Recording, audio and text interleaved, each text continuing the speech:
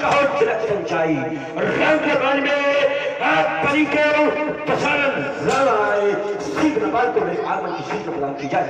जैसे अध्यक्ष राजीव के जीवन की दे देता कहो बंधुवर कहो। महाराज मिथिला मंजू महोत्सव के मध्य भाग में दृष्टिपात करता हूँ, देखता हूँ पौलुस्त कुलभूषण विश्वश्रा के पुत्र लंका के सम्राट और कंचन नगरी के नरेश श्री रावण जी का क्या कहा? श्री रावण जी का पूरा अधम तंगोर की तन से स्वर्ग से थामन बुला लाए, यहाँ सबके रुलाने को रावण लिवा लाए। घरों में खेलते बालक उठा वो गोद में लेता, हजारों देवियों की गोद खाली खाक में मिला देता।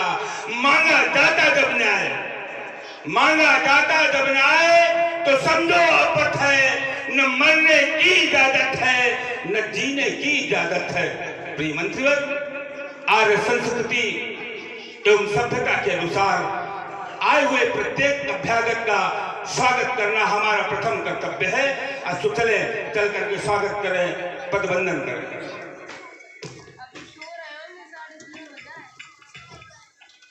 कंचन नगरी के सम्राट, वेदज्ञ, त्रिकालज्ञ श्री रावण जी के श्री चरणों में जनक का प्रणाम स्वीकार हो, प्रणाम स्वीकार हो।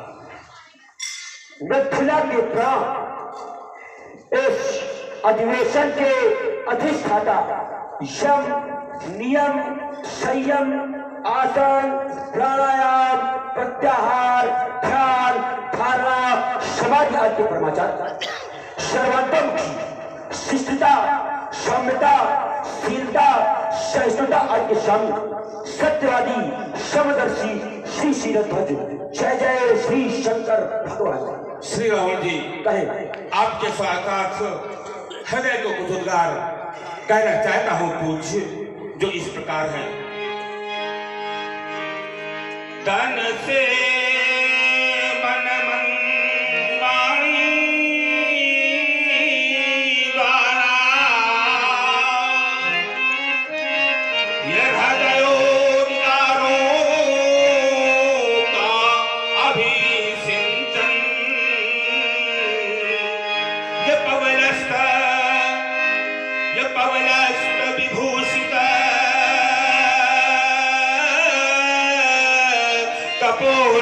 तपोनिष्ठ लंकेश तुम्हारा अभिनंदन।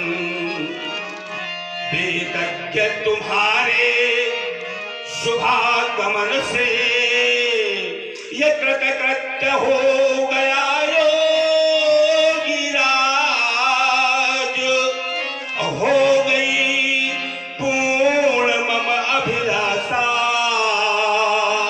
हो गए सुकृति के पुण्य काज। तो मेरे इस निर्जल कानन को ये बना दिया नंदन कानन। ये पवलस्त विभूषित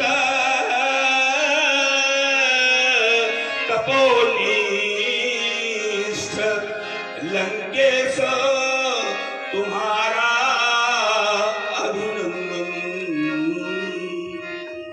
श्री आपकी ये मधुरमा वाणी और शंकर के ये हृदय सरोज प्रफुल्लित होता और एक विचार हमारे अंतर में आने लगा, क्या रावण का आगमन भी शुभ हो सकता है?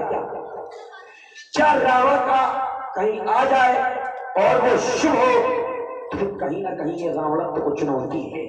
लेकिन फिर भी आप कह रहे हैं कि रावण का शुभागमन हुआ है, वास्तव में ये योगी का लक्षण है। चाहे उसके ऊपर दुख आए चाहे सुख आए, वो सभी में समान रहता है। कहा जाता है सुख दुखे समय कृत्वा लाभा लाभो जया जय। अस्तु हमारा शुभ आशीर्वाद आपके प्रति है तो हे निराश तुम्हारे मन अंदर ये भक्ति का भरा भंडार रहे, ये ज्ञान साधना श्रद्धा की छाई सर्वत्र बाहर रहे।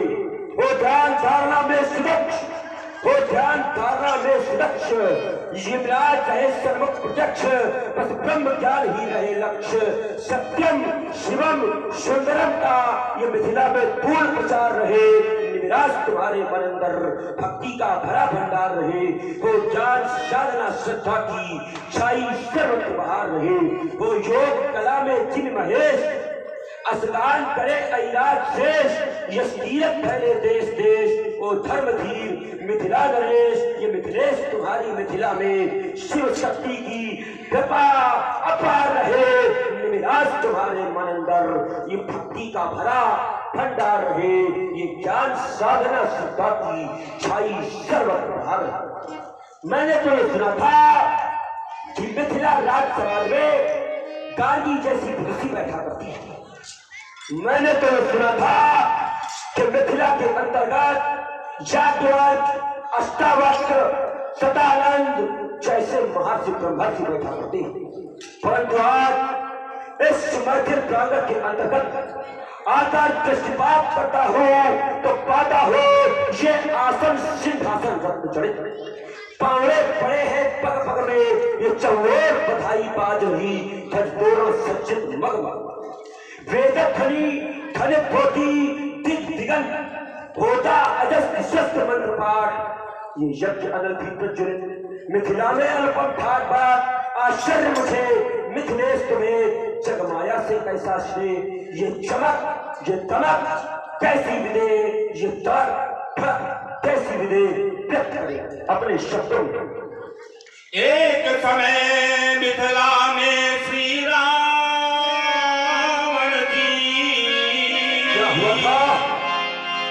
परो दुर्भिक्ष महादुखदाई, और क्षुधा प्रपीड़ित जन समूह की तेरे श्रवण रंधों तक आई। तो जन समूह के द्वारा मही दर्शन की तन्मति पाई, और उसका ही आज स्वयंवर है। भूमि से उपजाई, भूमि से उपजाई। आपने बताया एक समय आपके राज्य में 12 वर्ष का अकाल पड़ा, और उस समय आपके द्वारा हर कर्षण के माध्यम से जो यज्ञ किया गया, उस यज्ञ का पूंजीभूत जो आपको इस कन्या के रूप में भूमि ने प्रदान किया, आप सिद्ध भूपति हो गए। तो मैं विचार ये करने लगा, क्या भूपति सिर्फ आप हुए? नहीं, और भी ऐसे लोग हैं जो भूपति हुए। एक बार भूपति मन माही भय दलाल मोरे सुत नाही, ऐसे भी भूपति हुए। परंतु विचार ये करने लगा कि उसको भी धरती ने कन्या नहीं दी। आपको कन्या इस धरती से प्राप्त हुई है, और इस कन्या के लिए आपने स्वयंवर का आयोजन किया है। स्वयंवर के मूल में क्या है ये जानना चाहता हूँ। श्री रावण जी कहे, एक दिन सी सेवा दिन जाई, लीले लीने धनुष उठाई, देख जनक अजर जमाना, टेंशन वहां कठिन प्रठाना, कि जो ये शिव का चाप उठावे, समझना बिल्कुल, जो ये शिव का चाप उठावे सोई जनक सुता को पावे। इसका कर्णधार प्रतिज्ञा लक्ष्य सीता स्वयंवर। वैसे इसे हम एक प्रतियोगिता भी कह सकते हैं। जैसे एक प्रतियोगिता में कई प्रतियोगी दल होते हैं। प्रतियोगी यमुक, विषय वस्तु धनुष और पुरस्कार सीता। कहने का अभिप्राय, पुरस्कार रूपी सीता को विषय वस्तु रूपी धनुष के द्वारा प्रतियोगी रूप में साक्षात ब्रह्म का मिलन अर्थात शक्ति का शक्ति से मिलन और यह अष्टांग योग धारण करने वालों को उस सगुण ब्रह्म की प्राप्ति जिसमें मैं लीन हो जाऊं। कहिए इसमें आपका क्या सहयोग है? आप कहते हैं इसके माध्यम से आप उस सगुण ब्रह्म की प्राप्ति करना चाहते हैं। आप जानते हैं वो कौन है, आपको पूर्व में उसका परिचय भी बतलाया गया है। उसके बाद भी आपके द्वारा जो प्रण किया गया है, आपने बताया कि जो इस धनुष को उठाएगा उसके द्वारा सीता का वरण किया जाएगा। परंतु जो प्रण है मैंने कुछ और सुना है। सो पुरारी को दंड कठोरा, राज समाज आज जई तोड़ा। उठाने की नहीं, तोड़ने की बात है। चले चले आप राज के अन्य कार्यभार देखें। मैं पढ़ रहा हूं भूत भावन भोलेनाथ के पावन पिनाक दर्शन। भगवान पिनाक के पावन पिनाक, प्रथम तो आपको श्रावण का प्रणाम स्वीकार हो। आज आपको इस स्थिति में देखने के पश्चात मैं ये सोचने के लिए बाध्य हूं कि राजा जनक के द्वारा भूमि से प्राप्त हुई भूमिजा कन्या के लिए उस ब्रह्म की प्राप्त करने के लिए आज आपको बलिवेदी पर चढ़ा दिया जाना, एक अयोनिज कन्या के लिए इन योनिज राजाओं को निमंत्रण, ये बात मुझे ठीक ठीक समझ में नहीं आ रही। एक बिंदु और, मैंने ऐसा सुना है कि देवर्षि नारद आज तक जिस जिस कन्या के घर गए हैं उस कन्या के भविष्य के विषय में देवर्षि नारद के द्वारा बतलाया गया है और उसके पति के विषय में भी बतलाया गया है। और मैंने तो सुना है कि यहाँ पर भी देवर्षि नारद का आगमन हुआ था।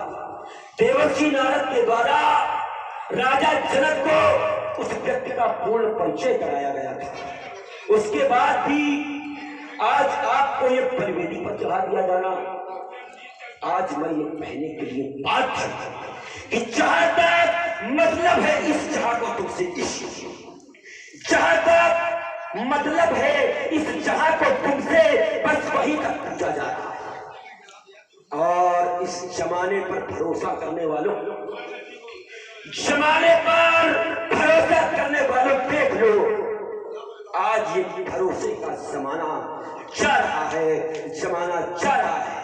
जब राजा जनक जानते हैं कि सीता का पति कौन होगा, उसके बाद भी आज आपको तोड़वाने का निश्चय है। इस बात का समीचीन उत्तर इस राज समाज के अंतर्गत जब तक मुझे स्पष्ट का उत्तर प्राप्त नहीं हो जाता, कोई भी वीर पुंगव ये तो साहस तक है अजों के स्तन निकट जाने का। आज अगर किसी ने भी अजों के स्तन निकट जाने का प्रयास किया तो रावण की चंद्रहास का वार कर दिया जाएगा। आज रावण उसके मस्तिष्क को काटकर इस विमल वेदिका पर समर्पित कर देगा।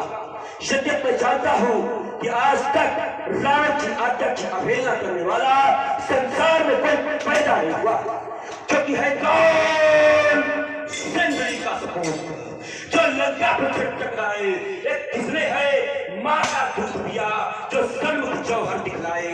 अब उसको ये बड़ी चुनौती देता रावण जो धनखंडन करने जाएगा। ये लंकेश साथ में लिए प्राण जीवन भर में निभाए। मिथिला राज समाज में उपस्थित विज्ञ प्रविज्ञ कोविद ही मनीषियों, सुना आप लोगों ने श्रीमान जी के वचनों को, श्रीमान जी के उद्बोधन को।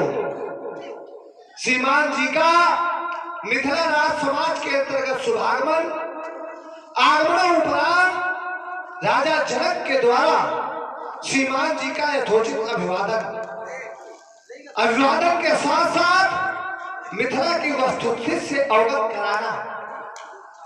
प्रभावित हुए श्री रावण जी शुभाशीष भी प्रदान किया।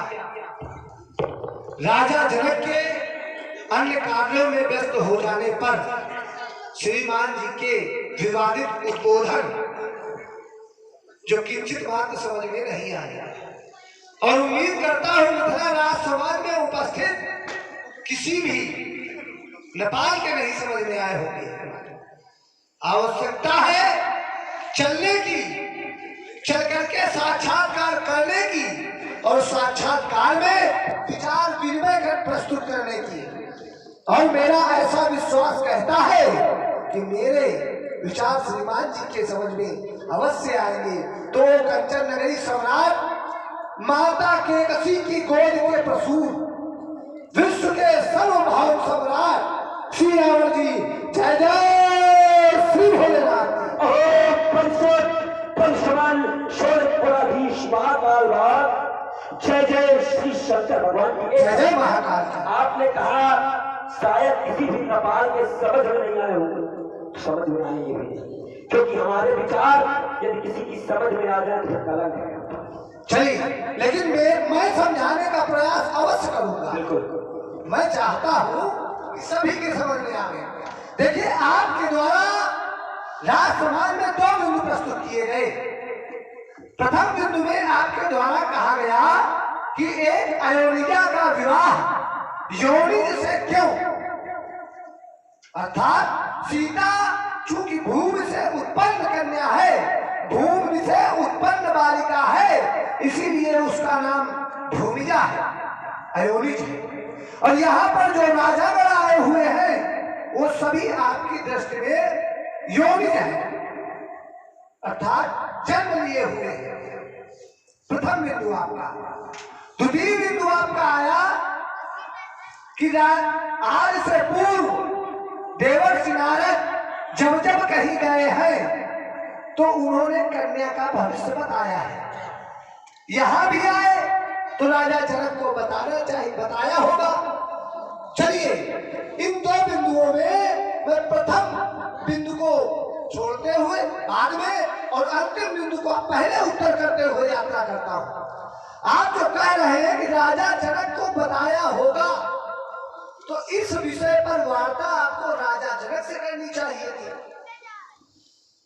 भाई, राजा जनक आपके सन्मुख आए, आपका स्वागत किया, आपका वंदन किया, आपका अभिनंदन किया, उनसे तो आपने नहीं किया।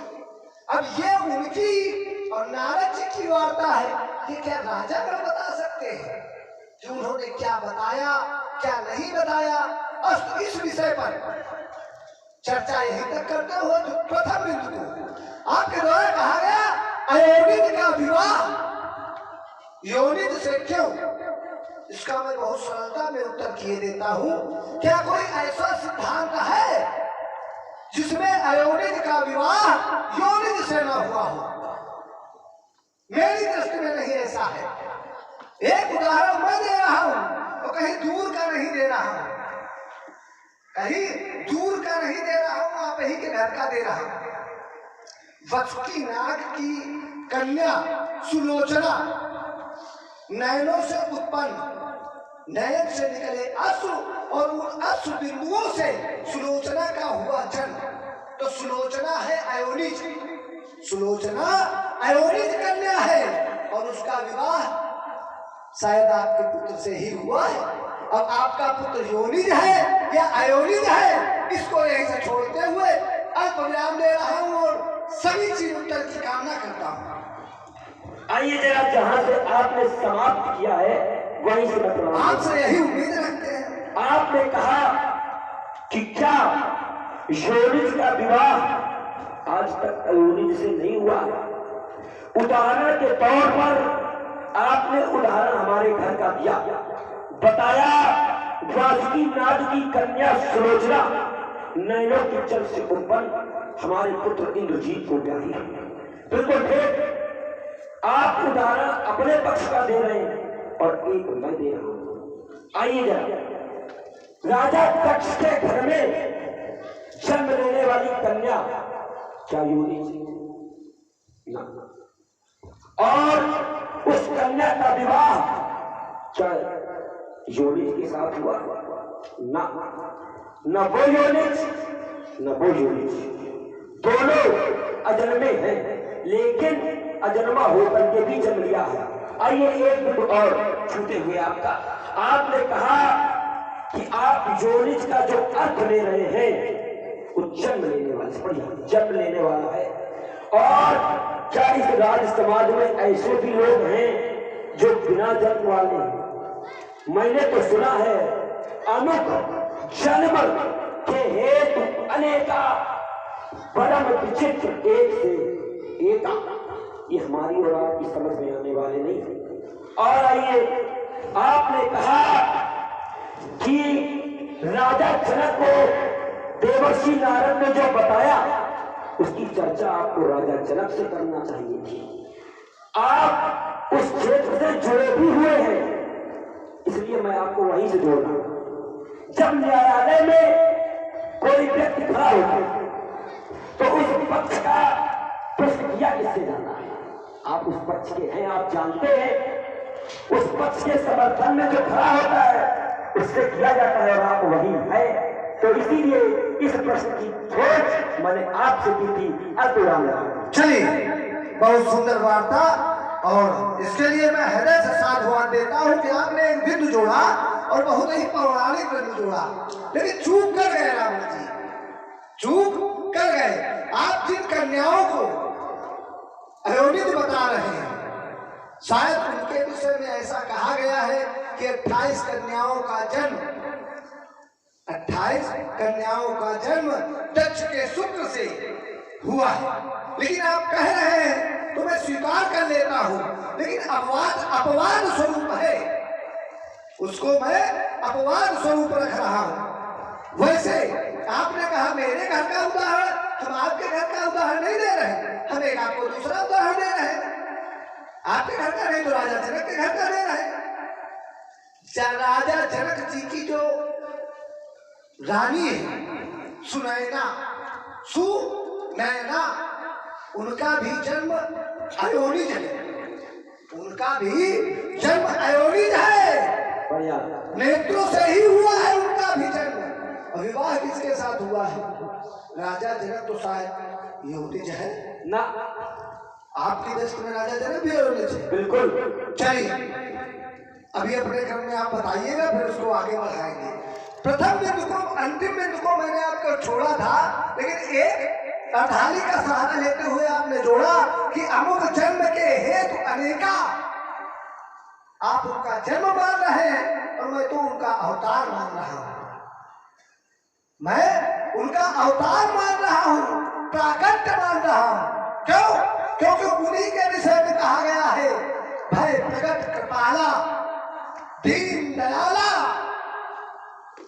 और जो प्रगट होता है वो योनिज होता है भैया, कि अयोनिज होता है? वो योनिज होता है या अयोनिज होता है?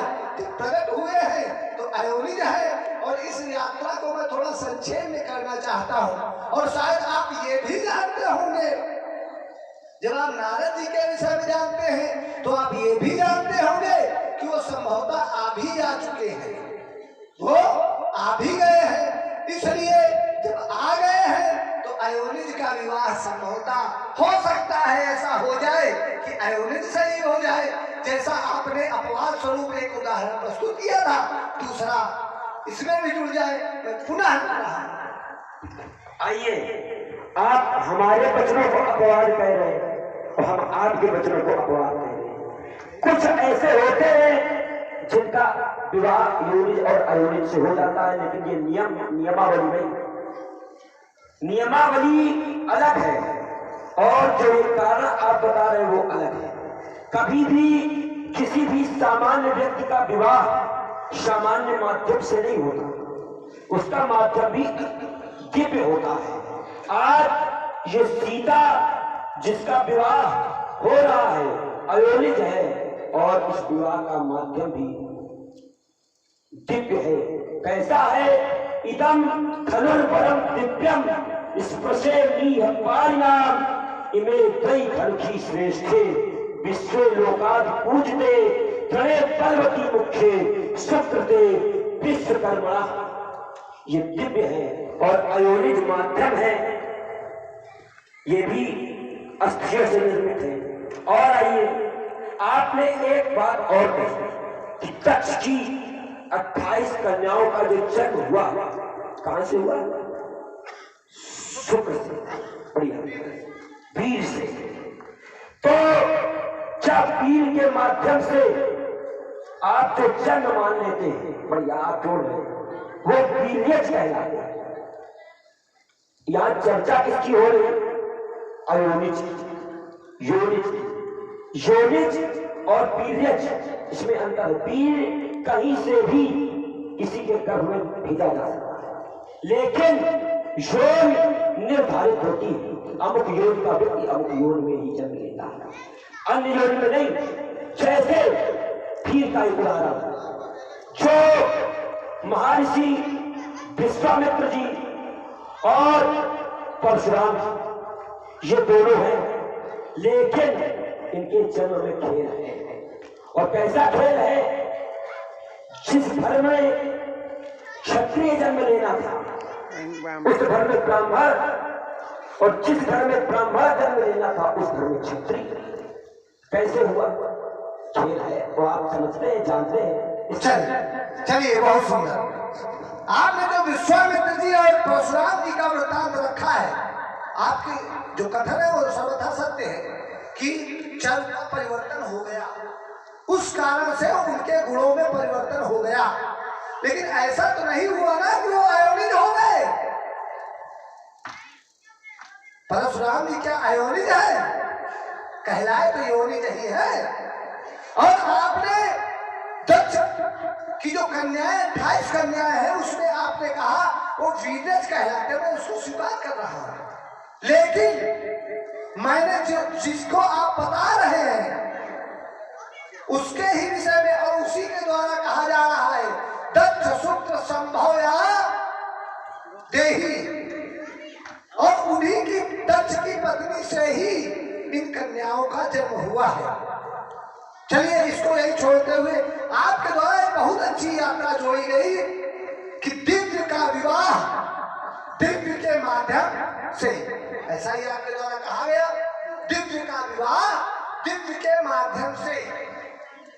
अब मैं विचार करने लगा, कन्या अयोनिज है, दिव्य है, बहुत सुंदर, लेकिन ये दिव्य आपके द्वारा एक ग्रंथ का सहारा लेते हुए प्रस्तुत किया गया उदाहरण, और उदाहरण में श्लोक पढ़ा गया। क्या? इदम तो इमे दो धनुषी श्रेष्ठ दिव्य लोका विपूजते धैर्य बलमुखी सुकति विश्वकर्मा। इसमें जब मैंने विचार किया तो पाया ये कि ये दिव्य है या दिव्य थे। रावण जी, बहुत विचारणीय विषय है, ये दिव्य है या दिव्य थे। मेरी दृष्टि में ये दिव्य थे, दिव्य है नहीं। अब आप कहेंगे कि ये दिव्य क्यों नहीं? तो दिव्य इसलिए नहीं क्योंकि ये अपने आराध्य से दूर हो जा चुके हैं, और जो अपने आराध्य से दूर हो जाता है उसकी दिव्यता नष्ट हो जाती है। और उदाहरण में मैं आपको बता रहा हूं, जिस समय मैया सती का त्याग, जिस समय मैया सती का त्याग शिव जी के द्वारा कर दिया गया, तो उनकी दिव्यता वही समाप्त हो गई। मैं पुनः यही परिवारी को अर्धविराम दे रहा हूं। आइए, आपने कहा कि जो व्यक्ति अपने आराध्य से दूर हो जाता है उसकी दिव्यता समाप्त हो जाती है, और इनकी दिव्यता समाप्त हो गई। एक योगी के द्वारा जिसकी दिव्यता समाप्त हो गई हो, और उसके द्वारा ही नहीं, उसकी पीढ़ियों के द्वारा 14 पीढ़ियों से, बहुत विचार करके बोलना। हाँ, 14 पीढ़ियों से लगातार इनका पूजन होता है, और आइए, इनकी दिव्यता समाप्त नहीं हुई। उदाहरण आपने दिया था और एक उदाहरण मैं दिया। जिस समय उस परब्रह्म परमात्मा के द्वारा उसकी पत्नी का त्याग कर दिया गया, क्या उसकी दिव्यता समाप्त हो गई? उस नारी की दिव्यता समाप्त नहीं हुई, और वो सतियों में सती अनन्य हो गई। उसके लिए कहा गया कि सीता कैसी हो गई? दिव्य हो गई, सामान्य नहीं, चार से आज की चीज वही। उसको मैं आगे भविष्य से नहीं जोड़ूंगा, नहीं तो मर्यादा हनन हो जाता है। वो उदाहरण इसका है कि आराध्य से दूर हो जाने पर उनकी दिव्यता समाप्त तो नहीं होती। और आइए, क्या ये आराध्य से स्वयं दूर हुए? ना, आराध्य ने इनको दूर किया, और क्यों किया उसका कारण मैं बताता हूं। जिस समय भगवान विष्णु में और भगवान शंकर के मध्य युद्ध हुआ, और सामान्य नहीं, महाप्रलयकारी युद्ध हुआ, और जिस समय युद्ध हुआ तो भगवान शंकर के द्वारा इनको चढ़ाया गया और भगवान विष्णु के द्वारा सारंग को चढ़ाया गया। सारंग को जिस समय चढ़ाया गया, सारंग भगवान विष्णु की हुंकार से ये क्या हो गए? स्तंभित हो गए। जब स्तंभित हुए तो भगवान शंकर स्तंभित हो गए, और उसके कारण भगवान शंकर को ऐसा लगा कि इनके कारण उनके सम्मान में न्यूनता आ गई है। साथियों, श्रीमान तो भगवान शंकर के द्वारा इनका त्याग कर दिया गया, परंतु परिस्थिति क्या थी? परिस्थिति कुछ और थी। ये जानते थे ये दिव्य आयुध है, और जब दो दिव्य आयुध आपस में टकराएंगे तो सृष्टि में असमय महाप्रलय आ जाएगी, और महाप्रलय आ गई तो इन्होंने अपने आप को स्तंभित कर लिया। क्यों? क्योंकि यही महात्माओं का लक्षण होता है। वृक्ष कबहु नहीं फल भखे, नदी न संचय नील, परमार्थ के कारण साधुन धरा शरीर। इन्होंने अपने आराध्य के द्वारा त्यागा जाना स्वीकार किया, लेकिन संसार रक्षा, संसार में कोई असमय प्रलय ना हो, इसलिए इन्होंने अपना त्यागा जाना स्वीकार किया। तो मेरी दृष्टि में, मैं ये नहीं कह रहा हूं, हमारा जो संज्ञान है उस संज्ञान में इनकी दिव्यता समाप्त नहीं हुई। चलिए, बहुत सुंदर। आपने ये जो वार्ता की है इसमें थोड़ा सुधार करने की आवश्यकता है। आपके द्वारा कहा जा रहा है कि ये स्तंभित हो गए। ये स्तंभित नहीं हुए, ये शिथिल हुए हैं, और भगवान शंकर स्तंभित हुए हैं। जम्बीतम धनुर्दोष्टा हुंकारेण महादेवा स्तंभितो अतिलोचना। भगवान शंकर स्तंभित हो गए और ये जम्बित अर्थात शिथिल हो गए। चलिए, इसी यात्रा को पुनः प्रारंभ से लेते हुए आपके द्वारा कहा गया जिसका त्याग कर दिया जाता है, फिर उसका पूजन क्यों? फिर उसका पूजन क्यों, अर्चन क्यों, वंदन क्यों? राजा जनक के द्वारा, राजा जनक की 16 पीढ़ियों के द्वारा तो मैं विचार कर रहा हूं और निष्कर्ष में पहुंच गया, क्या इनका पूजन नहीं, पूजन होता रहा भगवान शंकर के कारण। पूजन हुआ भगवान शंकर के कारण। और आपको एक स्पष्ट बात बता दूं, फिर कह रहा हूं, जिसका त्याग कर दिया जाए और भगवान शंकर के द्वारा, उसका पूजन तो पूजन कुछ भी नहीं होता है, सम्मान केवल हुआ है। और मैया सती का भी यही हुआ है। कहीं अगर पूजन हुआ हो तो आप बताएं, पूजन कहीं नहीं, सम्मान हर जगह मिलेगा, लेकिन पूजन नहीं। और कहां से कहां तक? यही सती भेद अब नाही, यहां से लेकर और सती मरद हरिशन पर मांगा, उसके बाद के उदाहरण आप प्रस्तुत कर सकते हैं। क्यों? क्योंकि वहां वरदान प्राप्त हो गया है इस कारण। और ये अंतिम बिंदु आपका था कि ये दिव्य, इनकी दिव्यता है नहीं रावण जी, दिव्यता थी। और जब दिव्यता थी तो ये चलने में सक्षम थे, आज ये चलने में सक्षम नहीं है, इसी कारण आज ये स्थिति में है। और इसी में थोड़ा जोड़ दूं, ये जो आज इनकी स्थिति है ना, ये इन्हीं के कारण है। अगर यहाँ पर जिम्मेदार न हुए होते, शिथिल न हुए होते, तो इनका त्याग न हुआ होता। और अगर त्याग न हुआ होता तो आज स्थिति में होते। और भगवान शंकर के द्वारा जिसका त्याग कर दिया जाए, उस पर क्या स्थिति बीतती है आप सब होता शायद नहीं जानते हैं। नितनव सोच सती उर्भारा, कब चली हम दुख सागर पारा, ये स्थिति हो जाती है। और यही स्थिति इनकी भी बनी हुई है। ये कष्टित है लेकिन अपने कष्ट को कह नहीं सकते हैं। एक दिन आपने और बहुत अच्छा जोड़ा था अंत में, क्या कि इन्होंने विश्व में प्रलय रोकने के लिए अपने को शिथिल कर लिया ना। अगर विश्व की चिंता होती तो पहले युद्ध ना हुआ होता। पूर्व में युद्ध हुआ है और आपके द्वारा ही कहा जा रहा सामान्य नहीं हुआ है। युद्धम भवति रोम हर्षणम, रोंगटे खड़े कर देने वाला युद्ध हुआ है। तब इनके दिल में विचार नहीं आया, तब इन्होंने विचार नहीं किया कि हमको युद्ध नहीं करना चाहिए। और जब जय और पराजय की स्थिति बनी तो इन्होंने अपने को न्यून कर लिया, शिथिल हो गए। चलिए इसी में एक और यात्रा दे रहा हूं आपको। करई स्वामी हित सेवक सोई, ये सेवक थे, इनको अपने स्वामी के सम्मान की रक्षा करनी चाहिए थी।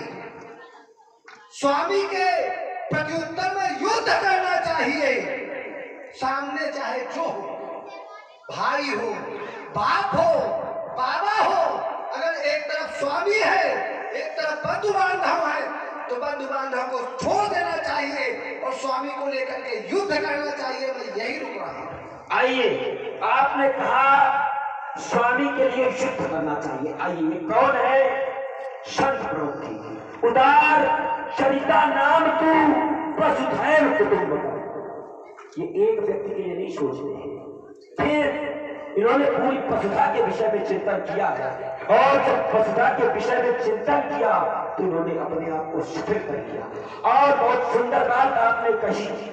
आपने कहा यदि इनको विश्व की चिंता होती तो ये युद्ध होता ही ना, ये पहले ही है, चलते ही ना।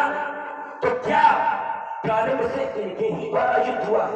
जिस युद्ध की चर्चा हो रही है, जो रोकते खड़े कर देने वाला युद्ध हो रहा है, वो भगवान शंकर और विष्णु के मध्य हो रहा है। बाद में इनको जब चढ़ाया गया और भगवान विष्णु के द्वारा सारंग को चढ़ाया गया। और बहुत सुंदर बात आपने कही कि भगवान शंकर के द्वारा जिसका त्याग कर दिया जाए क्या उसकी पूजा होगी? मैं विचार करने लगा। बिल्कुल ठीक आपने कहा, इस संसार में क्या त्रैलोक्य में उसका कोई उदाहरण नहीं है। लेकिन मैं एक बात कहती जोड़ रहा हूं, देवरात को धन दियो हर्षित हृदय महेश, इष्टमान पूजत रहे मैथिल सबे नरेश। ये क्या? यदि इनका पूजन नहीं हो रहा था तो फिर ये मैथिल सबे नरेश इनकी पूजा क्यों करते रहे? क्या ये सम्मान है जो आप कहते हैं? ना, पूजन हो रहा है। क्या सम्मान पूजन में आरती उतारी गई? क्या आरती नहीं उतारी गई? सभी लोगों ने देखा है इनकी आरती उतारी गई है। और आइए जरा, प्रार्थना करी जाती है किससे? किससे प्रार्थना करी जाती है? राजा जनक के द्वारा इनसे प्रार्थना करी गई है कि प्रण तो हमारा पर आसरा तुम्हारा। यही रखूंगा मैं। श्री राम, आपके द्वारा एक यात्रा जोड़ी गई। देवरात को धन दियो हर्षित हृदय महेश। देखिए आपने जो पाठ्यांतर था, ग्रंथांतर तो नहीं कह सकते हैं, लेकिन यात्रा कहीं की और जोड़ रहे हैं कहीं की, कहीं से। ये जो वार्ता हमने जोड़ी है ये विश्वामित्र जी और जनक जी के द्वारा हो रही है। विश्वामित्र और जनक जी के द्वारा वार्ता हो रही है ग्रंथ में। उस यात्रा को आप वहां से जोड़ रहे हैं क्योंकि वहां पे भेद है, लेकिन आपने जोड़ा है तो मेरा दायित्व बनता है कि उसी में यात्रा किया जाए। आपके द्वारा कहा जा रहा है इष्टमान पूजत रहे मैथिल सभय नरेश, तो कोई न कोई उद्देश्य भी रहा है वहां। उद्देश्य सहित दिए गए थे, निरुद्देश्य तो दिए नहीं गए थे। उद्देश्य क्या था? पूजा। पूजा नहीं था, दर्शन। उद्देश्य था दर्शन। दर्शन होंगे कैसे? पूजा। भगवान शंकर के द्वारा कहा गया कि आप जिनको आप चाहते हैं, जिन्हें आप देखना चाहते हैं, इन्हें ले जाइए और इनकी पूजा करिए। आपको या आपकी आने वाली पीढ़ी में किसी को उनके दर्शन हो जाएंगे। और मेरा ऐसा विश्वास है कि 16 पीढ़ी में आज तक तो दर्शन हुए नहीं, कि हुए हैं किसी को। राजा जनक उसी श्रेणी में चल रहे हैं, चूंकि राजा जनक है योगी और राजा जनक है ज्ञानी। भगवान शंकर ने दिया था इनको माध्यम बनाकर कि इनके माध्यम से होंगे, और राजा जनक ने क्या इनको किया है? राजा जनक ने भी इनको माध्यम बना के रखा है। राजा जनक ने भी इनको माध्यम ही बना के रखा है, और इन्हीं के द्वारा दर्शन को प्राप्त कर लेंगे। रही बात पूजन की, तो राजा जनक के द्वारा भी किया गया है।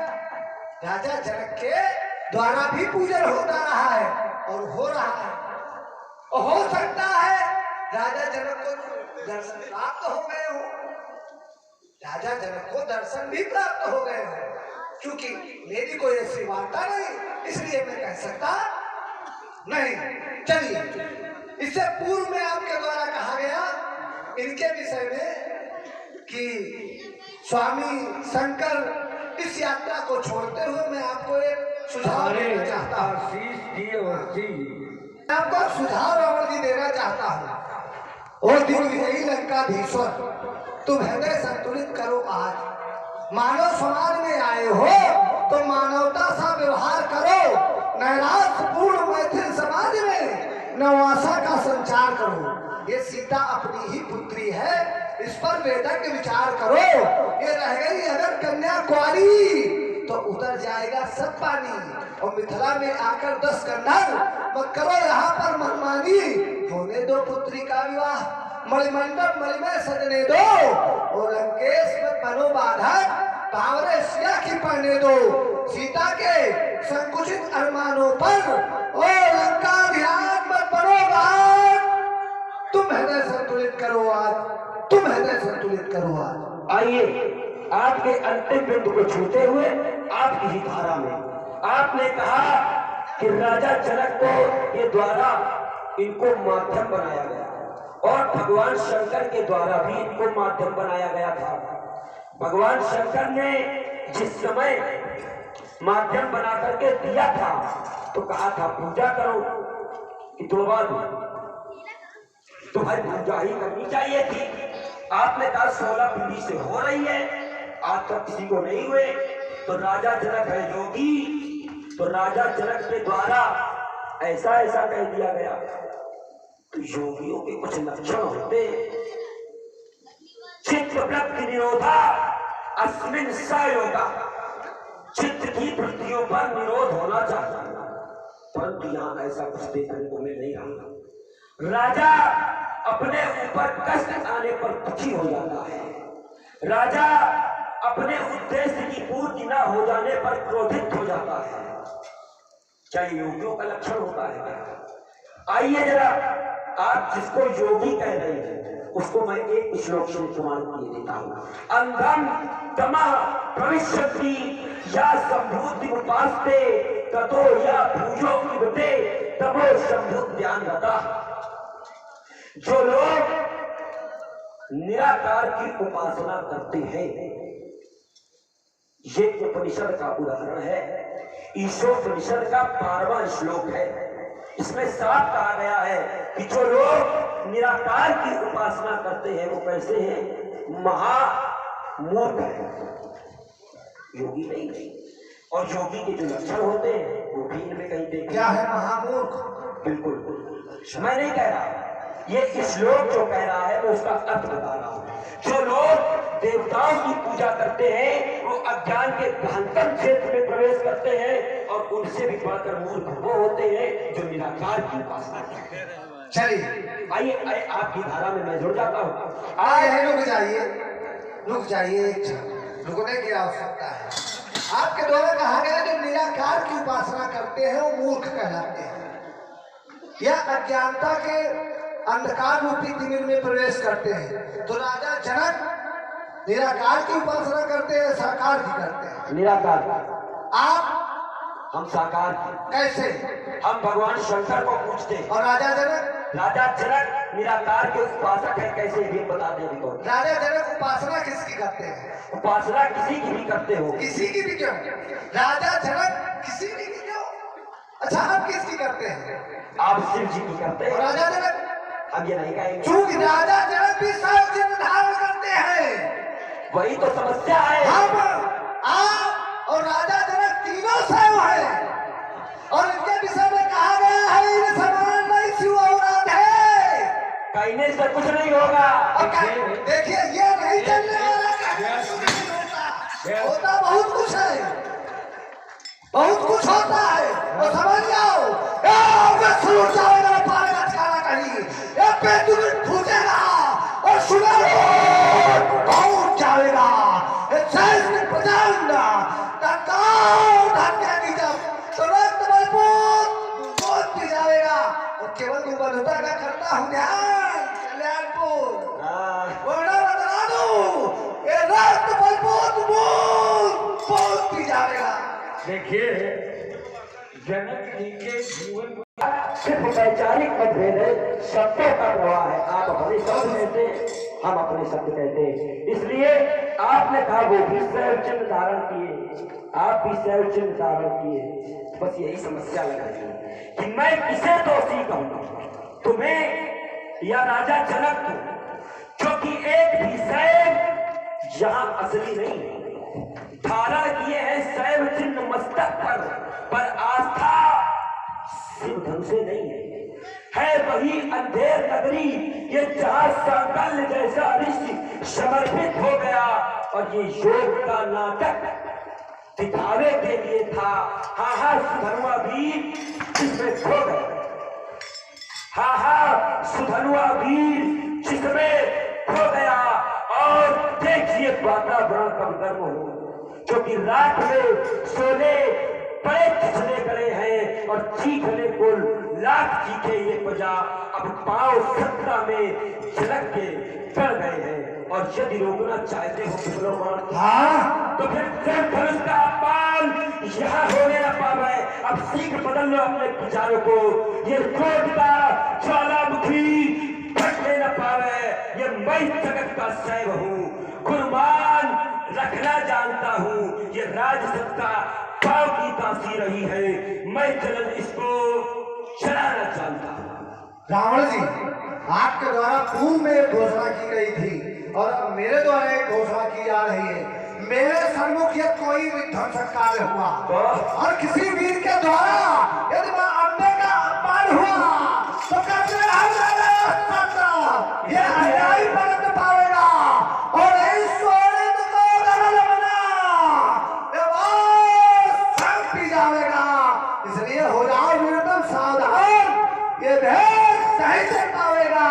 और सीता के बरखे चैन है अजगर खाते छोड़ देखो क्या बात त्रिभुवन अंधकार भाई प्रलय मच जाएगा। ये फंसेगा परासन और नाचेगा महाराज, शान सब चिन्ह उबाल आ जाएगा। एक चंडे पिशाची नाचेगी थप्पड़ रहे, पाल कैट वंश का सौभाग्य छूट जाएगा। चखेगी चंद हाथ मेरी तो